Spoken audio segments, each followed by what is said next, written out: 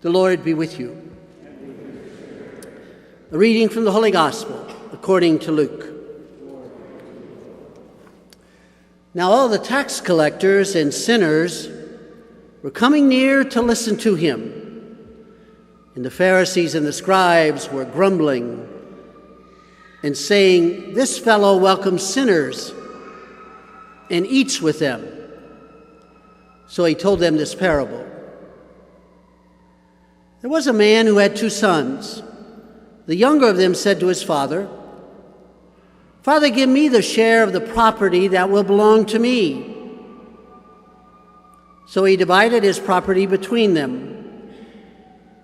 A few days later, the younger son gathered all he had and traveled to a distant country. And there he squandered his property in dissolute living. And when he had spent everything, a severe famine took place throughout the country, and he began to be in need. So he went and hired himself out to one of the citizens of that country, who sent him to his fields to feed the pigs. He would gladly have filled himself with the pods that the pigs were eating, and no one gave him anything. But when he came to his senses, he said, "How many of my father's hired hands have bread enough to spare? But here I am dying of hunger. I will get up and go to my father, and I will say to him, 'Father, I have sinned against heaven and before you. I am no longer worthy to be called your son. Treat me like one of your hired hands.' So he set off and went to his father. But while he was still far off, his father saw him and was filled with compassion. He ran and put his arms around him and kissed him. Then the son said to him, 'Father, I have sinned against heaven and before you. I am no longer worthy to be called your son.' But the father said to his slaves, 'Quickly, bring out a robe, the best one, and put it on him. Put a ring on his finger and sandals on his feet. And get the fatted calf and kill it. And let us eat and celebrate. For this son of mine was dead and is alive again. He was lost and is found.' And they began to celebrate. Now his elder son was in the field. And when he came and approached the house, he heard music and dancing. He called one of the slaves and asked what was going on. He replied, 'Your brother has come, and your father has killed the fatted calf because he has got him back safe and sound.' Then he became angry and refused to go in.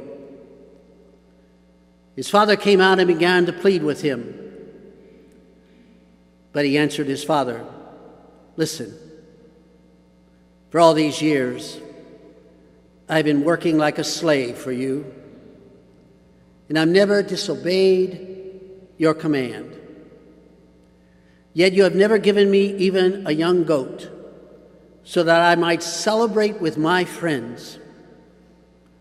But when this son of yours came back, who has devoured your property with prostitutes, you killed the fatted calf for him.'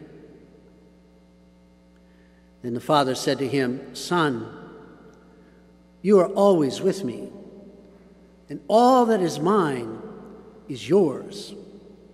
But we had to celebrate and rejoice, because this brother of yours was dead and has come to life. He was lost and has been found.'"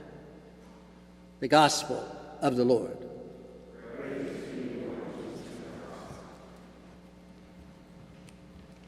Good afternoon, church. It's good to be here. You know, I remember going to Russia. I remember going to St. Petersburg, wanting to see the return of the Prodigal Son, a portrait by Rembrandt.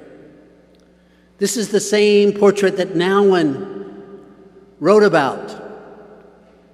And if it was good enough for Nouwen, it was good enough for me. Had to see it. What a joy. You know, every family, if it's large enough, has a prodigal son or daughter. Every family, if it's large enough, has one of those angry, dutiful, and self-righteous brothers and sisters. You know what I'm talking about, don't you? Yep. The real dream is for that child to become a forgiving and a merciful and a compassionate father. You have to love this story from Luke. Only in Luke. What tremendous lines, what tremendous truths are there. The prodigal son comes to his senses. Now, you know what that means, don't you? In your own life, you finally came to your senses once or twice, didn't you? We've all been there. We've all been that prodigal son. What a tremendous line.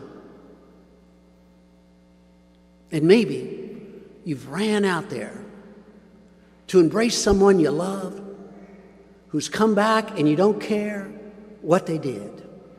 You just are so happy to have them back. Or that great line, the father going out to his older son, come on into the party. Everything I have is yours. Tremendous lines. You know, it's a story that fits our values today.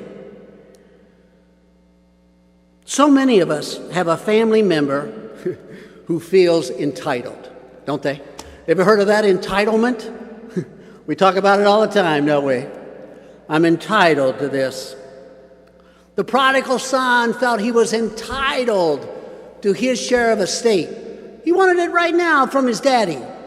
It would be like you going to your father or mother and saying, I know you're going to die, so I just want my money now. I just want my money now. And the father giving it to you. And then you running away, flying away to spend it all on dissolute living. It's amazing. We know people who feel entitled. I have a little niece. She's real small. And she kind of wants everything. You know, what's that like? Little kids, they want everything, and mom and dad gives it to them. And if mom and dad doesn't give it to them, grandpa and grandma will give it to them, right? And if they don't give it to them, aunt and uncle will give it to them, right? They feel entitled to it. So when they go out, they want everything. And when you say to them, we don't have any money, my little niece said, well, don't you have one of those little cards? All you got to have is one of those little cards, don't you? And sometimes we're like that little kid. We're like the prodigal son. We want to fly away and do all those crazy things.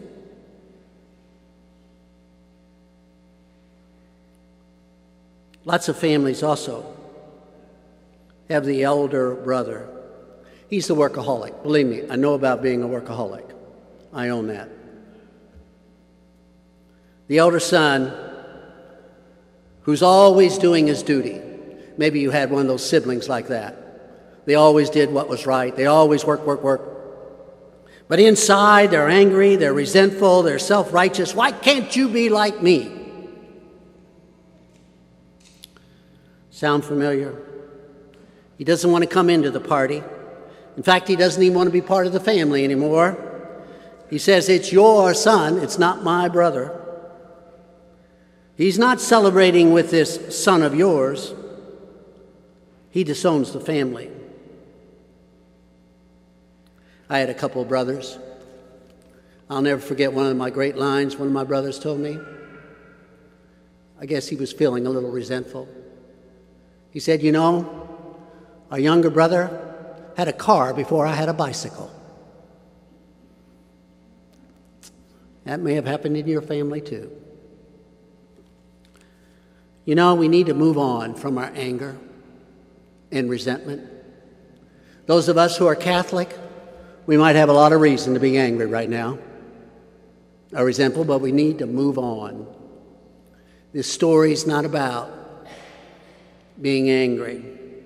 It's a story about love, family, compassion. It's a story about seeking reconciliation.